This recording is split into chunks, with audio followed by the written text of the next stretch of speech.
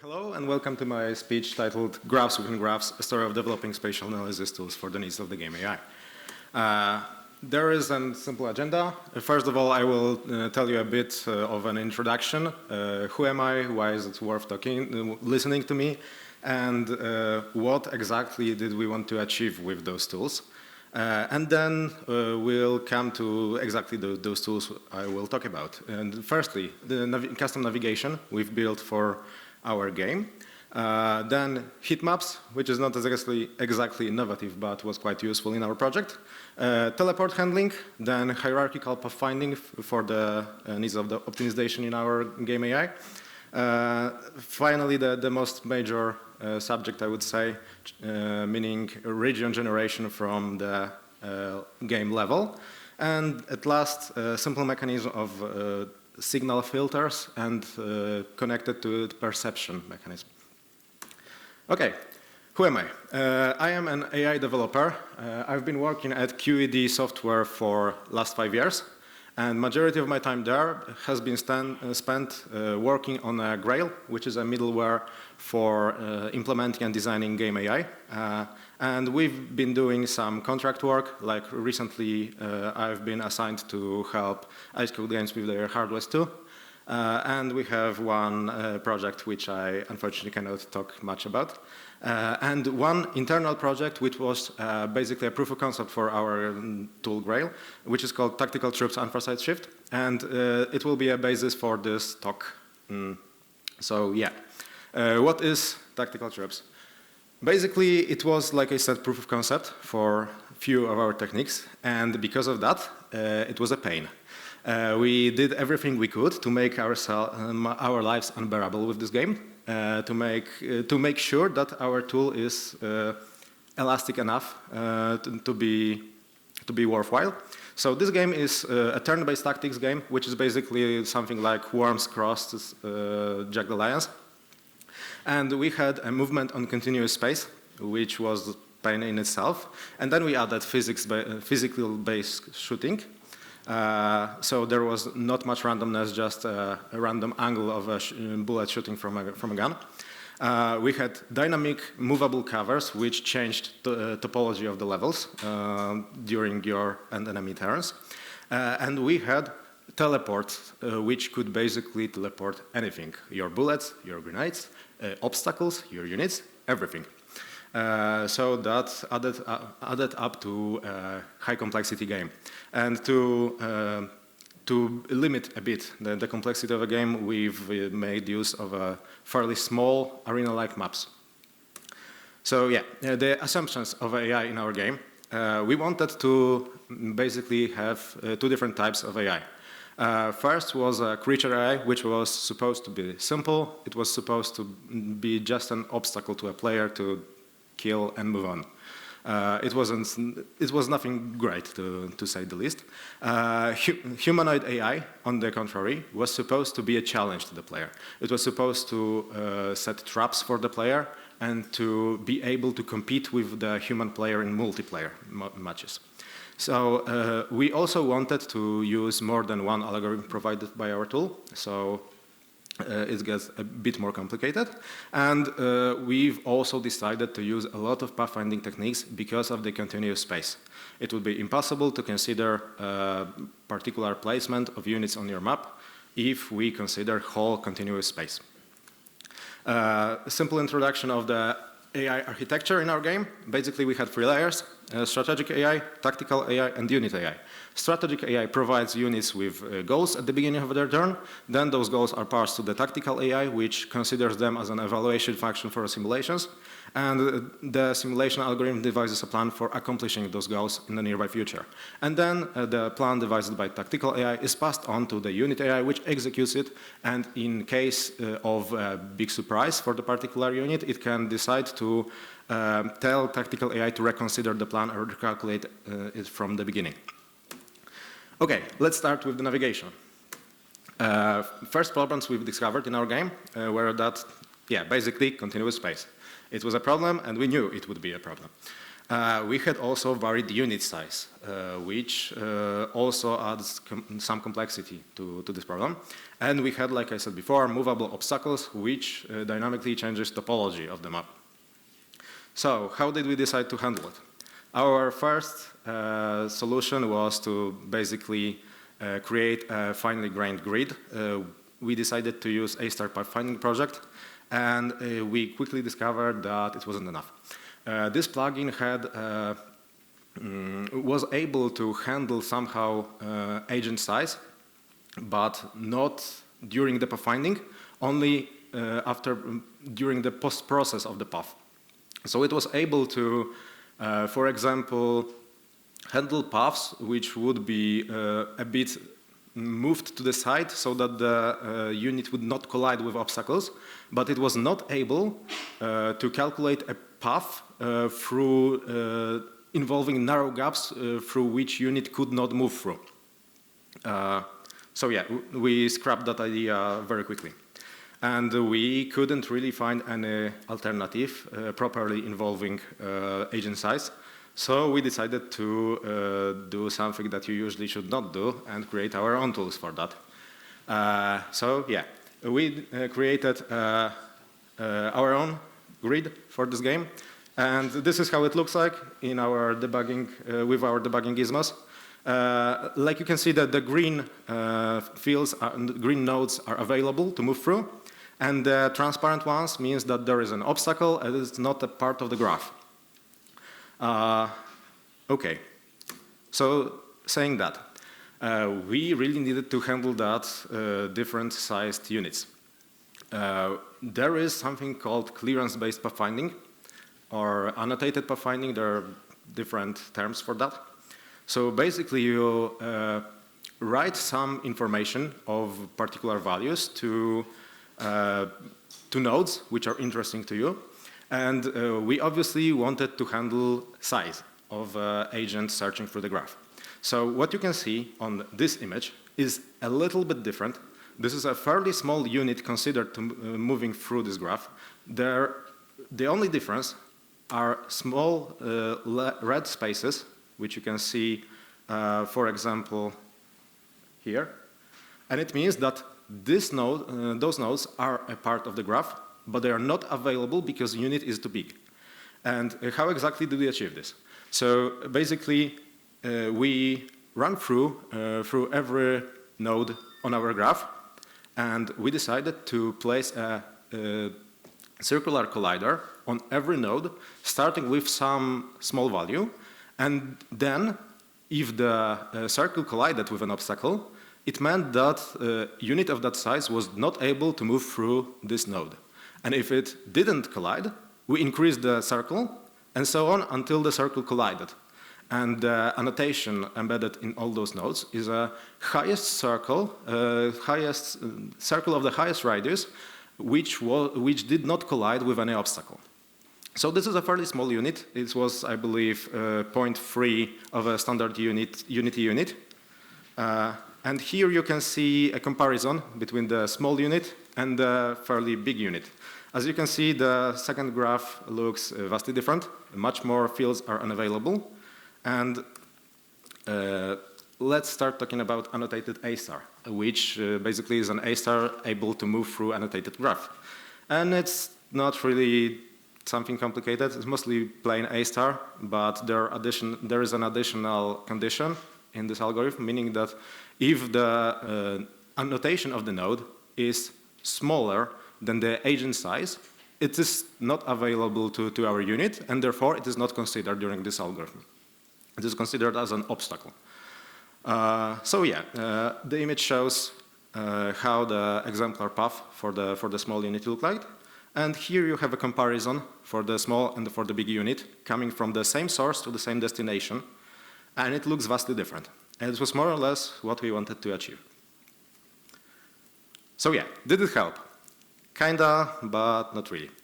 There is a big limitation to that algorithm, meaning that units should only be approximated with circular colliders. Otherwise, it does not work, and if the collider is too small, they get stuck. If the collider is too big, they are not able to move through tight spaces, which they should normally move through. And we did probably the worst thing possible. We decided to basically ignore it. And there are units. There have been units created which are approximated with a capsule, and they get stuck. What we should have done probably would be to at least approximate them with a bigger circle. They would not be able to squeeze through tight spaces, but at least it would not freeze the game. Fortunately, it is not that bad. We implemented an exception if the unit is taking too long to move through this path. It basically skips a turn and hopefully calculates something different in their next turn. But yeah, it should not work like that. The proper solution would be to build many graphs, each for different shape of the agent moving through the graph. Unfortunately, for non-circular ones, you would also need to add a third dimension handling rotations. So that would unfortunately take too much time for us, and it would make debugging the grid a bit more unreadable than we would wish. So yeah, that's our way of solving it, and you should not do it ever. Coming to heat maps.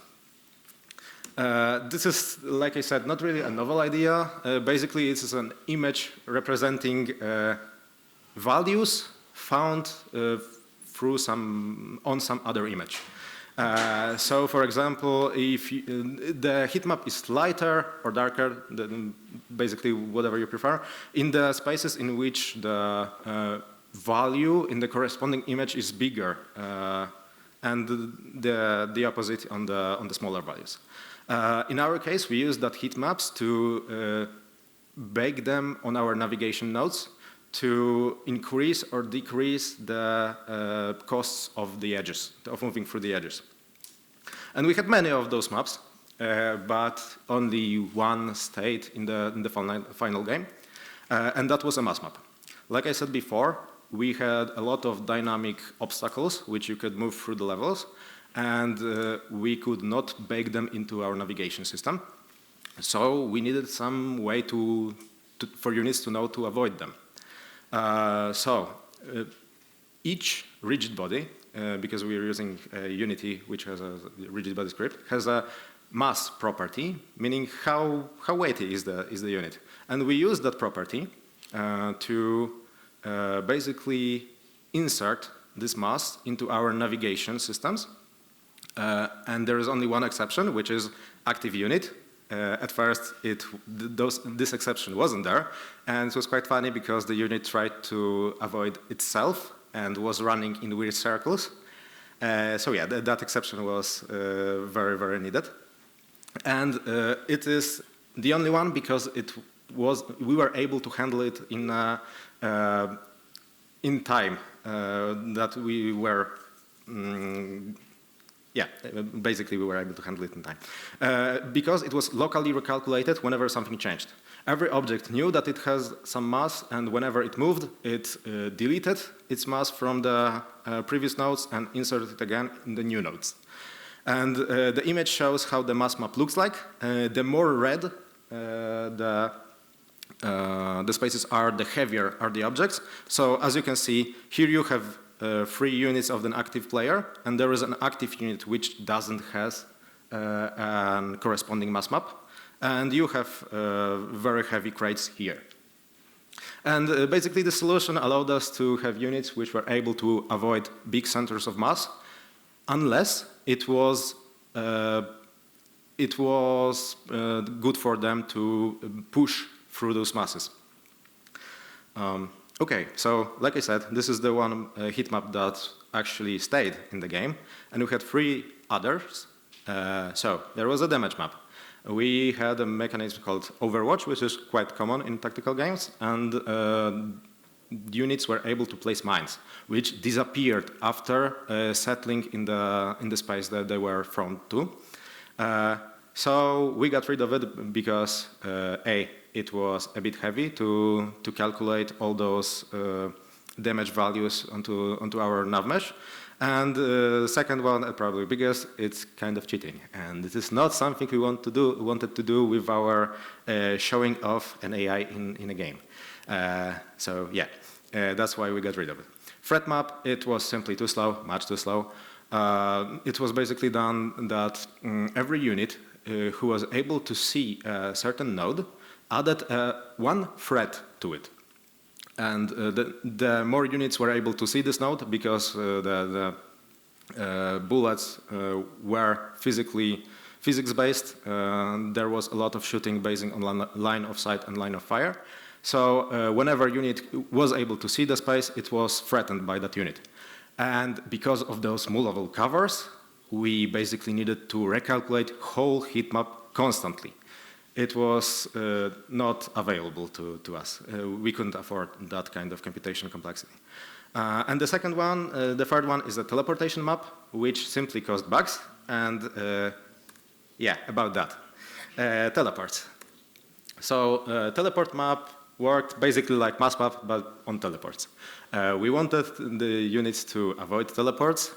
And yeah, it was a fine idea at first, because it was simple. Then we started to actually playing this game. And very quickly, we discovered that, obviously, if there is affordable, if the unit had an opportunity to shorten its path through the teleporter, not knowing that it's coming through the teleporter, they took that path. And they teleported on the other side, and then tried to return on the other side of the first teleporter, which was very bad, and it needed to be handled very differently. So this is our solution for this problem. We treated a teleport like an obstacle. It cut out a surrounding nav mesh, and it had two special nodes inside, one input node and the other output node. And each edge connected to a teleporter was directional, because most of the edges in our game were bidirectional. So we had direct edges from nearest available surrounding nodes to the input node of the teleporter, and from the output node to the nearest surrounding nodes of surrounding the teleporter, and directed edges from input of one teleporter to the output of the other teleporter.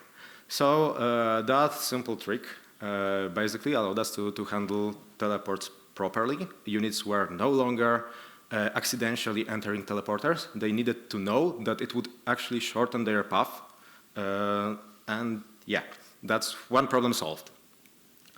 Unfortunately, like I said before, we've been using the annotated A*, and the problem with teleporters and A* is that it do not work together, because the heuristic, basic heuristic which we used, which is distance, simple distance, is not admissible, meaning that there is actually a shorter path than the value of the heuristic from some node to some other. And this algorithm is not able to deduce shortest path in certain situations because of that. So we could, the proper solution would be to use no heuristic at all and use a simple Dijkstra algorithm, but it was not affordable again. So what we decided to do was to change the heuristic, and we've been calculating the distance from the source to destination and some of the distances from source to the input node of one teleporter and from output node of the other teleporter to the destination. And we did that for all pairs of teleporters in all combinations. And it's still not perfect because it would not work if you would need to go through two pairs of teleporters to reach your destination in the shortest path. But it's good enough, and we don't have really that many teleporters on our maps, so it's not really a problem in our game. And we decided to keep that solution. Okay, the next subject is hierarchical pathfinding. So you may wonder why. We had small maps, and it would appear that the simple pathfinding will work. But like I said, our tactical AI is heavily based on pathfinding techniques. What you can see on the image is are the debug gizmos for our tactical AI and how it works. Basically, each unit which was assigned a goal by the strategy AI calculates a path to this goal, and then the path is sampled, and from each of those samples we calculate another paths to each existing enemy unit and also sample it and consider actions in all those sampled nodes. There is a small schemata on the lower left of the image, which shows the idea. And this is only a 5-node path to the destination. Like you can see on the big image, those paths were a lot longer. And in each of those nodes, there are 4 other paths coming out of them to enemy units. So there's a lot of nodes. And we wanted to add an alternative path to a goal, because the shortest is not always the best, and it would take too much time. So we needed to apply hierarchical pathfinding.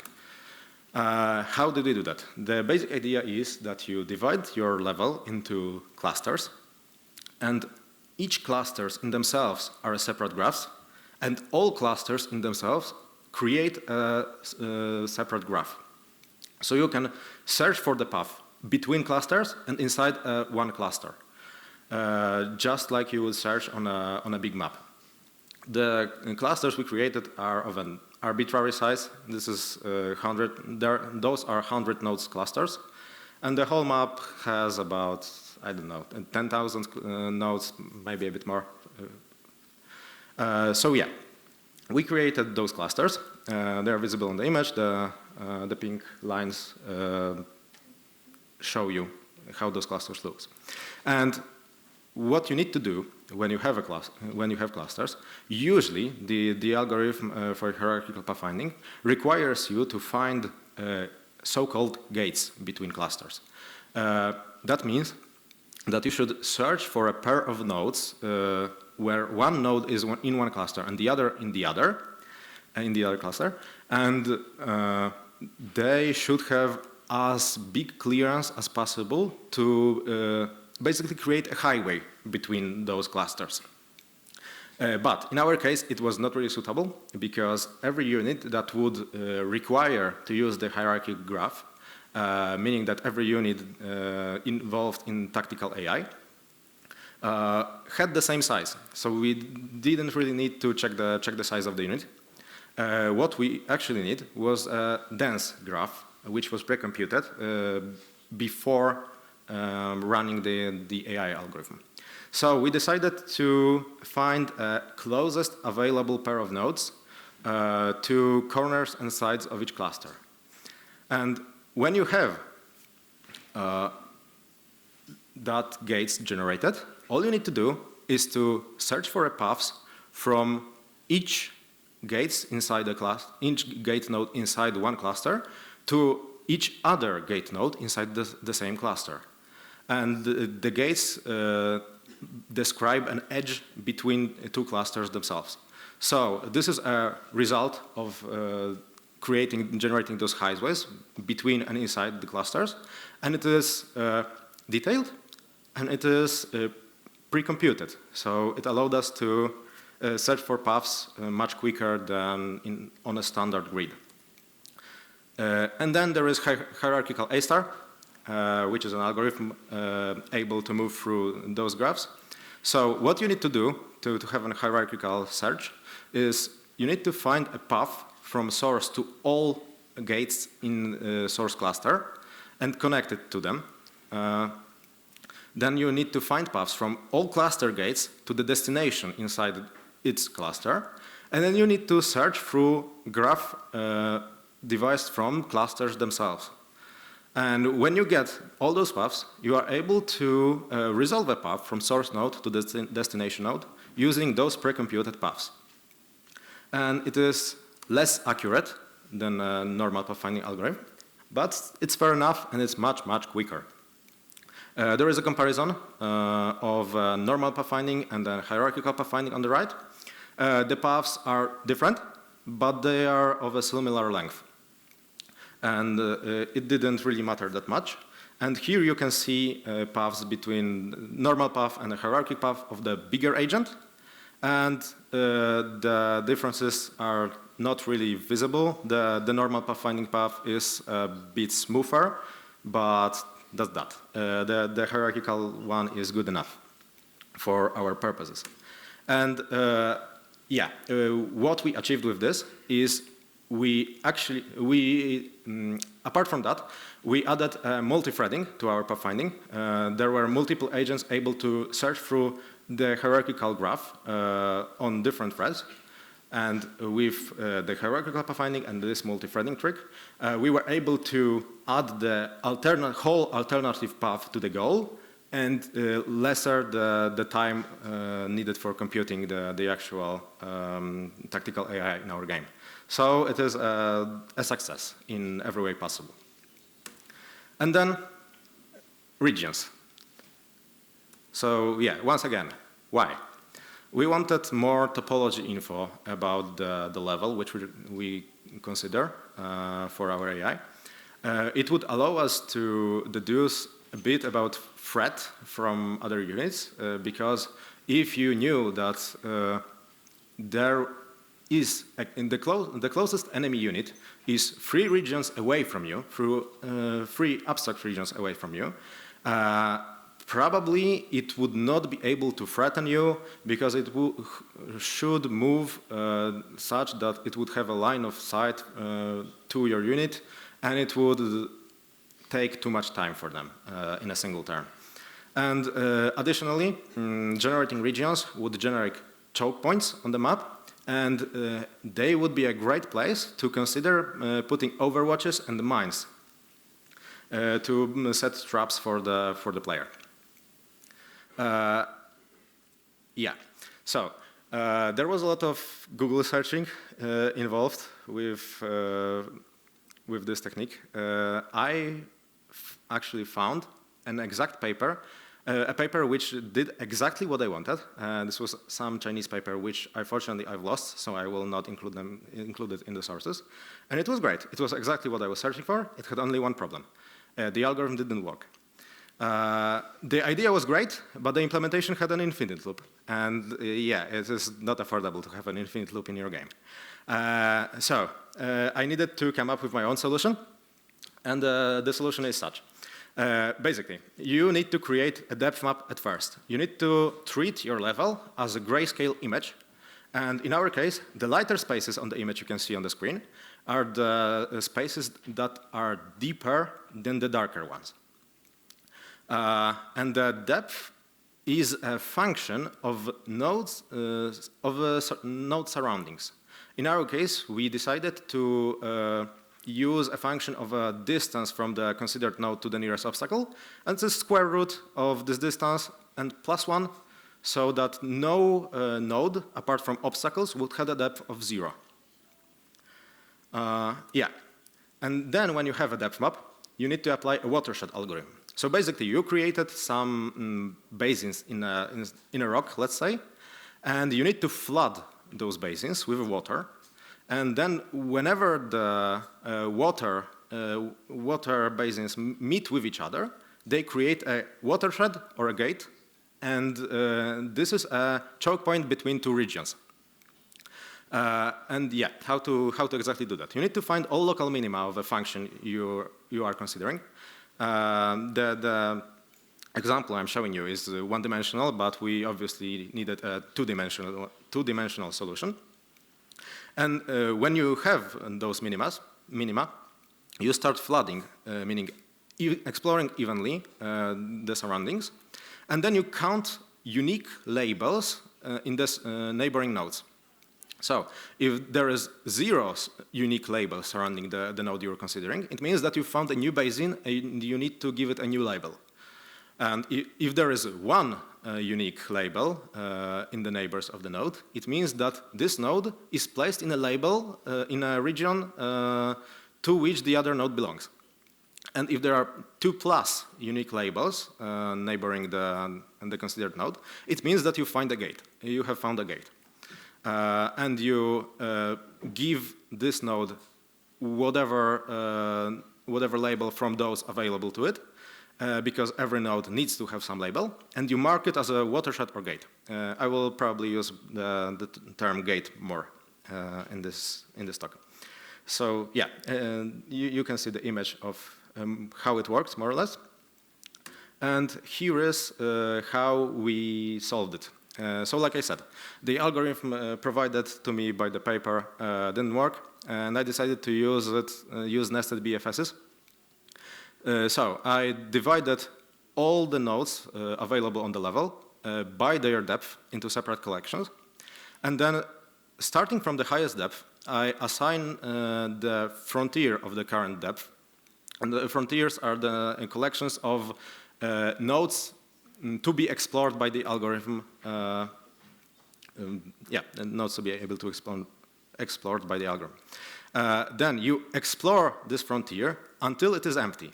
And whenever you consider a node from this frontier, you label it as was described on the previous slide. So basically, in the first run of this algorithm, it means that the frontier is empty and it's not doing anything right here. We can skip to the next point. Then we find the next unlabeled node from the current depth collection and add it to the frontier and explore it the same as in the previous point. So each unlabeled node from the current depth basically is a local minima, which we could consider. Then we start exploring it, flooding it, and whenever we reach a node with a smaller depth than our current, we add it to the frontier of its corresponding depth. So when we run the next run of the loop, we already have a field. We probably already have a field frontier of that depth.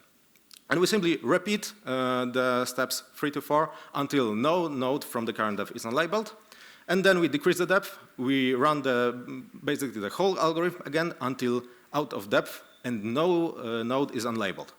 And on the image you can see the result of it. The red marks are the gates or the watersheds, dividing them up into regions. And this is still shown on the depth map, so we can see that it looks more or less accurate. The red spaces divide different basins, the whiter spaces. And here you can see how it actually works when you color the regions. And yeah, we got exactly what we wanted, more topological info. Unfortunately, in the meantime, we found a better way to calculate places to place overwatches. So it is only used to place mines on the region gates. It sounds like not much, but the algorithm is reusable and we'll definitely use it in our future projects. So it is, fortunately, not time wasted. And it's quite cool that the images looks great. Yeah, and the last one is a concept of filters, which is quite simple in its nature. Basically, you have a signal coming from a provider to the receiver, and you have some kind of filters which obstruct the signal. And there is also a method connected to the receiver whenever it receives the signal. And we've mostly used this in 2 places. We had a mechanism called wakers. So we had a lot of AIs in our single player levels, and lots of them would not be reachable in the few first turns. So we decided to make them asleep. And whenever the signal got to them, they would become awake. And this was mostly a signal of being able to see the player unit, or receiving some event, or even seeing some other enemy unit which would conflict with them. So yeah, that's wakers, and we also use it in our perception mechanism. And the perception is a mechanism determining whether one unit sees the other, quite obviously. And we had also 2 types of that. There was one based on line of sight for single player missions, in which we had field of view. and omniscient perception for the multiplayer matches. There was not really much nuance to the omniscient. Each unit knew about each other, and it was the same for the player because the whole map was known to them. For the single-player missions, we could create units who would be able to perceive different facts because they would see on different distances with different filters, or they would be able to see different enemies because, like I said, some creatures would be, for example, neutral, and they would clash with another neutral units for you to have a perception of a battle in the middle of your level, which you could join and destroy them all. Saying that, we also had a group perception. So basically, whenever we decided to group some units and decide that they are connected to each other and able to communicate with each other,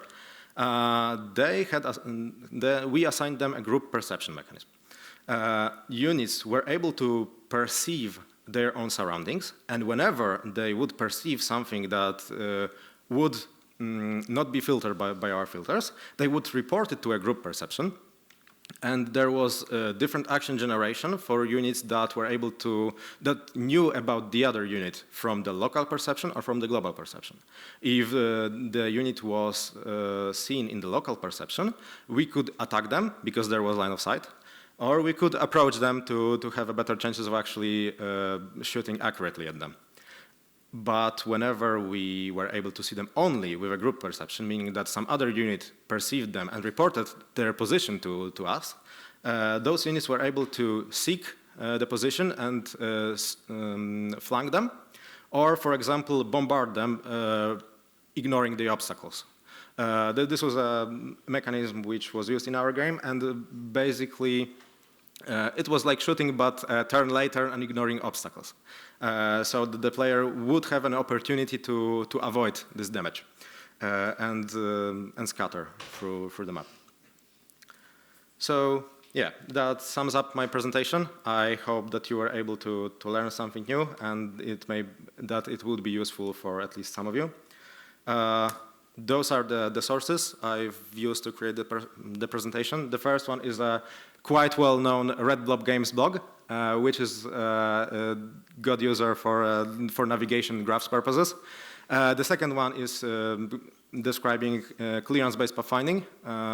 And the third one is a bit of research for the watershed algorithm instead of the paper, which I unfortunately lost in the time.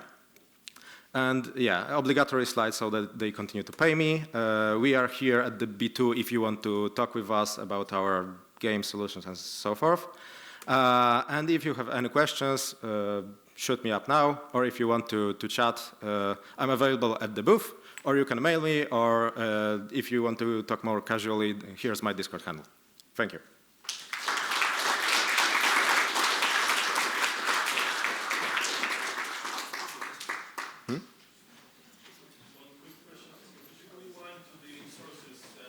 Can you come up to the microphone?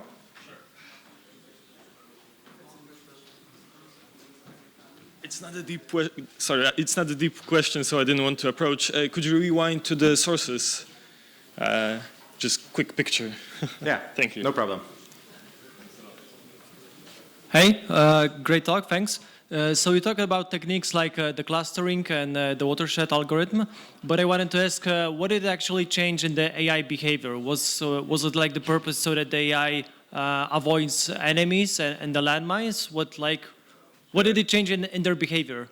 Like I said, this game was highly experimental, and what we wanted to achieve was to find choke points at which you could place overwatches, so that we basically wanted for an AI to be able to set traps for the player.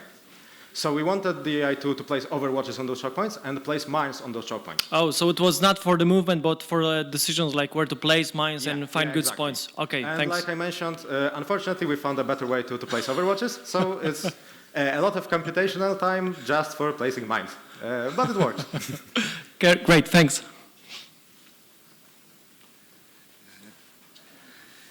If I properly understand, maps in your game was handcrafted, and on all objects was placed in game from scratch. But how big is overhead to this method will be useful in some level of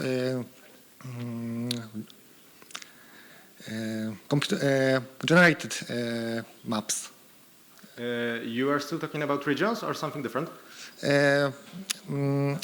I think about wayfinding. Sorry, what? I want to ask about if I want create a game where all objects are. I lost word. Do you speak Polish? Yes. Catch me up at our booth. I will be able to Czy nie, speak with you. chodzi mi o... Teraz nawet po polsku zgubiłem słowo. Chodzi mi o dynamicznie generowane mapy. Czy to, jak duży jest narzut, żeby to sprawdziło się też właśnie w dynamicznie generowanych mapach? By dynamic generation, you mean generating it dynamically, constantly throughout the game, or just once at the start of the level? Because if this at start of the level. there is basically the only overhead you would get is your generation time. I want to ask how big is that overhead on if I want właśnie. Catch me at our booth. I will be able to respond in more detail there. Okay. Thanks for the talk. I had a question about the clusters and the gates. You mentioned you can pre-compute the gates between the clusters before gameplay, but couldn't players obstruct the gates between clusters at gameplay, or? Yes, you could, but those were paths only used for the purposes of tactical AI. They didn't need to be very accurate because it would be recomputed anew whenever the unit actually started to moving through the levels. It was only supposed to generate actions at certain points for the AI to consider them. So whenever the unit AI got the order to actually execute some action, it would compute only the path to its actual destination, and then if the other unit was obstructing that place, it would avoid it, because it would use the current state of the grid. Okay, right, yeah, okay, thanks. Any other questions? Hi, thanks for your talk, and I have two questions. The first, I assume that the query for the for the pathfinding algorithm is asynchronous, right? Or yeah. synchronous? For the hierarchical one, it's asynchronous. Okay, and the follow-up, how much, if you recall correctly, in milliseconds, how long do you have to wait for the answer for the path? I don't really remember. I can tell you only that the whole team of our AIs is able to compute its whole turn in advance in about 5 seconds. And it involves calculating those alternate paths to the goal, and 4 units calculating 2 alternate paths to its goal, and all paths coming out through the sampled nodes. So it's quite quick and affordable for a turn-based game. Okay, and the second question, maybe I didn't catch up at the beginning of the lecture, but you're generating a grid, right? Yeah.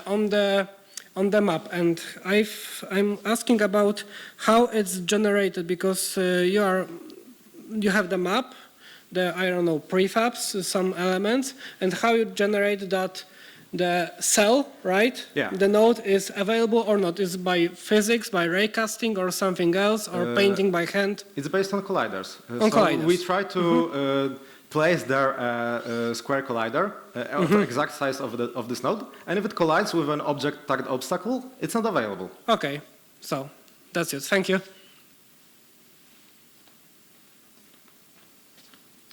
Hi, thanks for the lecture. I have actually maybe two questions. First one, I don't know if I understood correctly that you had some problems with incorporating the logic with teleports with a star algorithm, and I didn't quite get the solution you come up with. But my question is, wasn't it possible to provide like a priority iteration for a star algorithm, like a modification of a star algorithm just for computing teleport paths between teleports, and then try first to use those paths as like priority potential heuristic solutions for the final path? Okay, so more or less, that's actually how we did it. Yeah, let me come back to it. Okay, so how we can, as you can see, we calculate the distance from the source to the destination, and then we calculate the sum of the distances from the source to the input node of the teleporter, and from the output node of the teleporter to the destination. And then we take those sums of distances are generated for each available combination of teleporters, and then we take the min from it. So it takes a shorter path, shortest available path, first of all, simply forward through the map, and then through the teleporters. Okay, thank you. And the second question, more at the beginning, you said that there was a necessity to generate like buffer zones surrounding the obstacles for larger objects, so for larger agents, so they wouldn't be blocked by the obstacles, like they couldn't be turned around because of the rigid bodies. And I thought, but since they were all using pathfinding anyway, was it necessary to enable collisions at all times between them and the obstacles if the algorithm anyway prohibited them to pass through the obstacles? Normally, I would say you would not need that, but I would probably do this anyway. But in our game, it was not affordable because we had those dynamic obstacles. They were not cutting through the nav mesh. So those spaces were still available to you, and we didn't want the enemy units to be able to move through dynamic obstacles. Yes, I mean, but so the dynamic obstacles they needed to collide with the dynamic obstacles. They were okay. Okay, thank you. Okay, there seems that there are no more questions. Thank you for listening to my speech, and yet again, if you want to meet with me and talk more, come to our booth or shoot me up. Thanks.